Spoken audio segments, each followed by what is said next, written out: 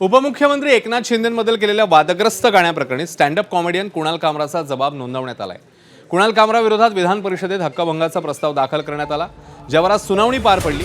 Comedy करणं हा आपला व्यवसाय असून कोणतीही चूक केलेली नाही असं कुणाल कामराने सुनावणीच्या वेळी म्हटलं। या प्रकरणी यापुढच्या 10-12 दिवसात सुषमा अंधारेंचा जबाब नोंदवला जाईल अशी माहिती हक्कभंग समिती अध्यक्ष प्रसाद लाड यांनी दिली। 2 ते 3 वेळा कुमार कामरा यांची हिअरिंग झाली। आज दरेकरांची आणि कामरांची समोरासमोर साक्ष नोंदवली गेली।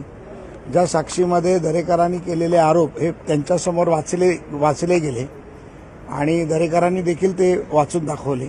तसेच काही प्रश्न समिती अध्यक्ष म्हणून मी कुणाल कामरांना विचारले, पण त्यावरती त्यांचं म्हणणं असं होतं की मी चूक केलेलीच नाहीये।